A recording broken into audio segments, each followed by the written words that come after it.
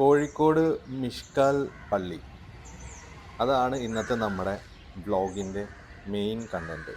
കോഴിക്കോട് കാണാൻ ആഗ്രഹിക്കുന്ന കുറച്ച് ചെറിയൊരു ഇമ്പോർട്ടൻ്റ് യൂട്യൂബറാണ്. ആയിട്ടുള്ള സ്ഥലങ്ങൾ, കാര്യങ്ങൾ. പേരെന്താ? അസിൽ. പഠിക്കുകയാണോ? എത്രാം ക്ലാസ്സിലാണ്? രണ്ടില്. പേര് പറയും. റിഹാൻ. മാസിൽ. രണ്ടാളും എത്രാം ക്ലാസ്സിലാണ്? കോഴിക്കോടിൻ്റെ ഭംഗിയുള്ള തെരുവുകൾ, കാഴ്ചകൾ, അതുപോലെ തന്നെ കോഴിക്കോട് എന്ന് പറയുമ്പോൾ തന്നെ നമ്മുടെ മനസ്സിലേക്ക് വരുന്ന ബീച്ച്, ഇങ്ങനെ ഒരുപാട് രസകരമായ കാണാൻ ഭംഗിയുള്ള കാഴ്ചകളാണ് ഇന്നത്തെ നമ്മുടെ വ്ളോഗ്.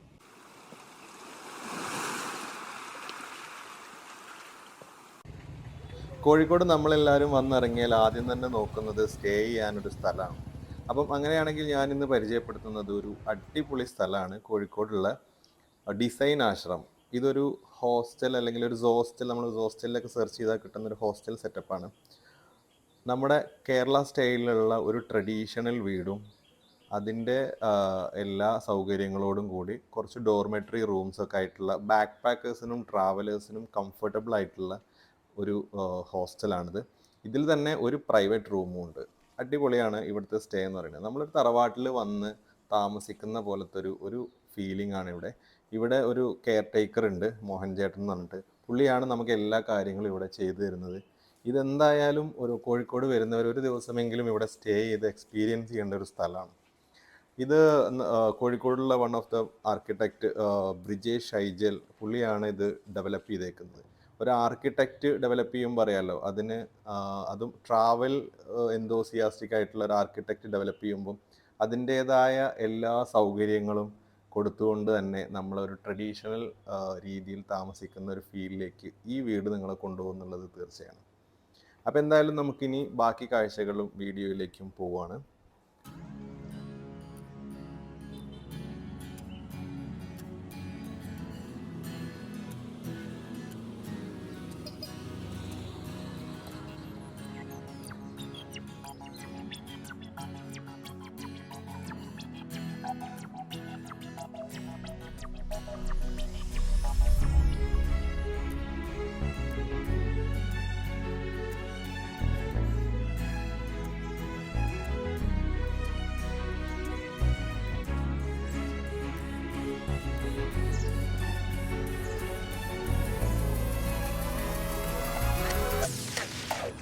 കോഴിക്കോട് എന്ന് പറയുന്നത് നമ്മൾ വെറുതെ ഒരുപാട് ഹിസ്റ്ററികൾ പറഞ്ഞ് കഥ പറഞ്ഞ് ബോറടിപ്പിക്കാത്ത രീതിയിൽ ഞാൻ പറയാം. കോഴിക്കോട് എന്ന് പറഞ്ഞു കഴിഞ്ഞാൽ നമ്മൾ ട്രിവാൻഡ്രം, പഴയ ട്രാവൻകൂർ, കൊച്ചി, കോഴിക്കോട്, ഇത് മൂന്നുമായിരുന്നല്ലോ കേരളത്തിലെ അന്നത്തെ തുറമുഖ നഗരങ്ങളിലൂടെ ഡെവലപ്ഡായ. നമ്മൾ ബീച്ചാണ് നമ്മൾ ആദ്യം തന്നെ കാണാൻ പോകുന്നത്. കോഴിക്കോടിൻ്റെ ഒരു ഹിസ്റ്ററി നോക്കുകയാണെങ്കിൽ നമ്മൾ സാമൂതിരി രാജാവിൻ്റെ കാലം തൊട്ടേ കച്ചവടക്കാരും വിദേശികളും ഒരുപാട് വന്ന് സെറ്റിലായി ഇവിടെ കച്ചവടം ചെയ്ത് പോയിട്ടുള്ള കാര്യങ്ങളെല്ലാം നമ്മൾ പഠിച്ചിട്ടുള്ളതാണ്.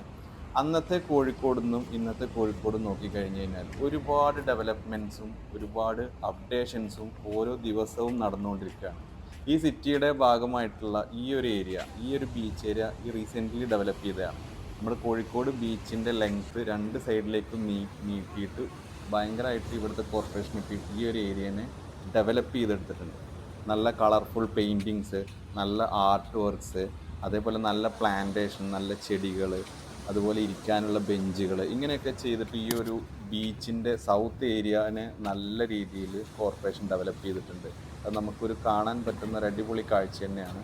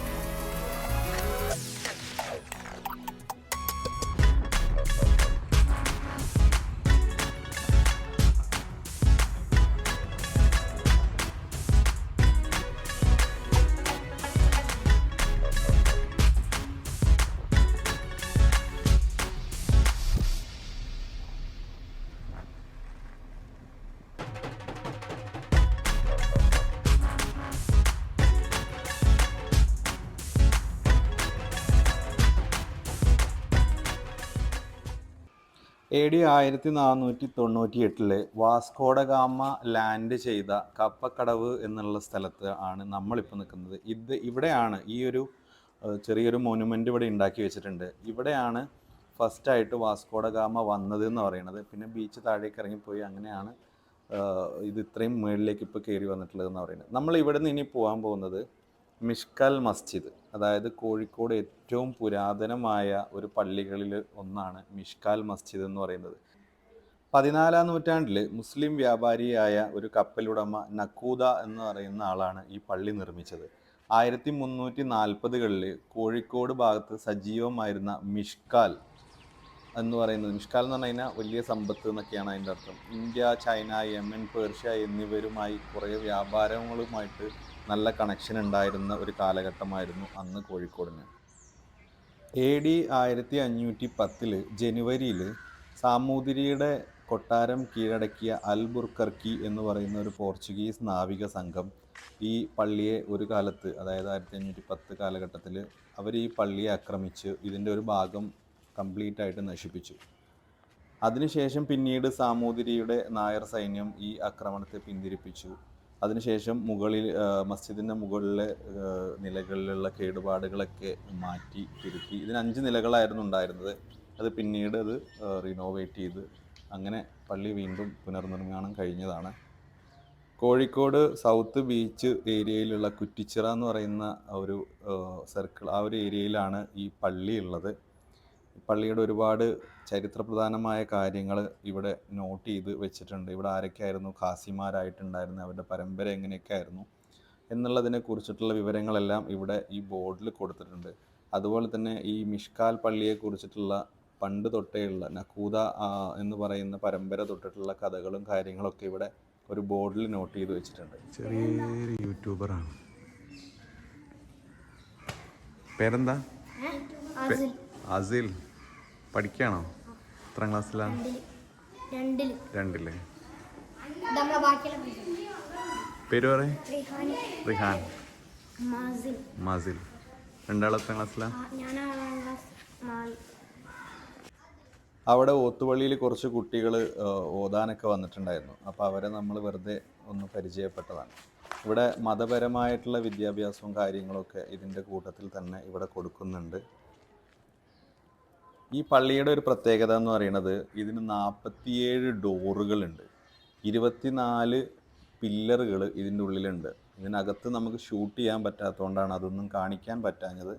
പക്ഷേ കോഴിക്കോട് വരുന്ന ഏതൊരു സഞ്ചാരിയും ഇവിടെ വന്ന് ഈ പള്ളിയും ഇതിൻ്റെ ഈ പള്ളി അന്ന് നിർമ്മിച്ചതിൻ്റെ ഒരു എന്താ പറയുക, ഒരു ആർക്കിടെക്ചറൽ സ്റ്റൈലും ഒക്കെ ഒന്ന് വിസിറ്റ് ചെയ്യുന്നത് നല്ലൊരു വെർത്തായിരിക്കും എന്നുള്ളതാണ്.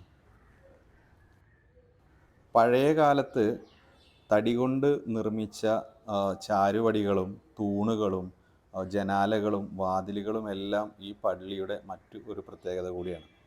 പിന്നെ ഈ പള്ളിയുടെ വേറൊരു കാര്യം എന്താ വെച്ച് കഴിഞ്ഞാൽ ഇതിന് നേരെ മുന്നിലൊരു വലിയ കുളമാണ്. ഇത് കുറ്റിച്ചിറ ഭാഗത്തുള്ള എല്ലാ ആളുകളും ഇവിടെ വന്ന് കുളിക്കുകയും എല്ലാ പ്രാഥമിക കർമ്മങ്ങളൊക്കെ കഴിഞ്ഞിട്ട് ഇവിടെ വന്ന് കുളിച്ച് ഫ്രഷായി നിസ്കരിക്കാനും കാര്യങ്ങൾക്കൊക്കെ ഇവിടുന്ന് പോകുന്നവരുണ്ട്. അല്ലാത്തവരും മുസ്ലിം ആയിട്ടുള്ള ആൾക്കാരും എല്ലാവരും ഇവിടെ ഈ ഒരു കുളത്തിൽ വന്ന് കുളിച്ച് ഫ്രഷായി പോകുന്ന കാഴ്ച നമുക്ക് രാവിലെയും വൈകുന്നേരമൊക്കെ വന്നു കഴിഞ്ഞാൽ കാണാൻ പറ്റും. ഈ ഒരു കുളത്തിൻ്റെ ചുറ്റുപാടും നല്ല രീതിയിൽ മെയിൻറ്റെയിൻ ചെയ്തിട്ടുണ്ട്. ഇങ്ങോട്ട് ഇറങ്ങാനുള്ള, കുളത്തിലേക്ക് ഇറങ്ങാനുള്ള പടികളും അവിടെ ഒരു വാക്ക് വേ സെറ്റ് ചെയ്തിട്ടുണ്ട്. നന്നായിട്ട് മരങ്ങളും കാര്യങ്ങളൊക്കെ വെച്ച് പിടിപ്പിച്ചിട്ടുണ്ട്. അതുപോലെ തന്നെ ഇതിൻ്റെ ഒരു പ്രത്യേകത എന്താണെന്ന് വെച്ച് കഴിഞ്ഞാൽ ഈ കുളത്തിൻ്റെ ചുറ്റുഭാഗവും ഒരുപാട് ഫലകങ്ങൾ വെച്ചിട്ടുണ്ട്. ആ ഫലകങ്ങളിൽ ഈ പള്ളിയെക്കുറിച്ചും ഇതിൻ്റെ ചുറ്റുപാടും നടന്ന പണ്ടത്തെ കാലത്തെ രാജാക്കന്മാരുടെ ഭരണകാലത്ത് നടന്ന കാര്യങ്ങൾ, അന്നത്തെ യുദ്ധങ്ങൾ, ഈ കുറ്റിച്ചിറ കോഴിക്കോട് ഭാഗത്തിൻ്റെ പഴയകാല ചരിത്രങ്ങളെല്ലാം കൊത്തിവെച്ചിട്ടുണ്ട്. അത് ഒരു വായിച്ച് എന്താ പറയുക, മനസ്സിലാക്കേണ്ട ഒരുപാട് കാര്യങ്ങളായിട്ടാണ് എനിക്ക് തോന്നിയത്. അത് എനിക്ക് തോന്നുന്നത് ഇവിടുത്തെ കോർപ്പറേഷൻ ചെയ്തു വെച്ചതാണെന്ന് തോന്നുന്നു. ഇതാണ് ആ കോറിഡോർ. ഈ വഴി പോയി കഴിയുമ്പോഴാണ് പഴയ ചരിത്രങ്ങൾ ആലേഖനം ചെയ്തു വെച്ചിട്ടുണ്ട്. അതുപോലെ തന്നെ പെയിൻറ്റിങ്സ് വെച്ച് വെച്ചിട്ടുണ്ട്. കുറച്ച് പെയിൻറ്റിങ്സും കുറച്ച് ചരിത്രങ്ങളൊക്കെ നമുക്കൊന്ന് കാണാം.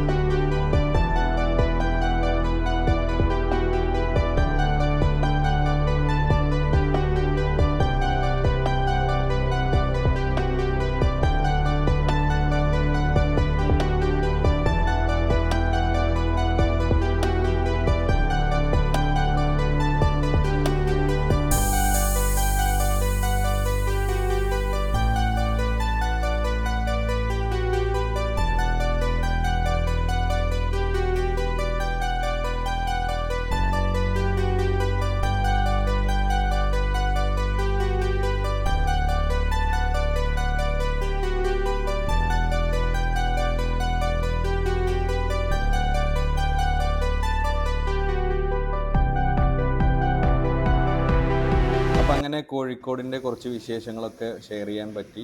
ഈ വ്ളോഗ് എല്ലാവർക്കും ഇഷ്ടപ്പെട്ടു എന്ന് വിചാരിക്കുന്നു. എന്തായാലും നല്ല രീതിയിൽ സപ്പോർട്ട് ചെയ്യണം, ലൈക്ക് അടിക്കണം, കമൻ്റ് അടിക്കണം. നിങ്ങൾക്ക് ഈ വ്ളോഗുമായിട്ട് ഞാൻ പറഞ്ഞ കാര്യങ്ങളിൽ എന്തെങ്കിലും തിരുത്തുണ്ടെങ്കിൽ താഴെ കമൻ്റായിട്ട് ഇടണം. വീണ്ടും നല്ലൊരു വ്ളോഗുമായിട്ട് അടുത്ത വീഡിയോയിൽ കാണാം.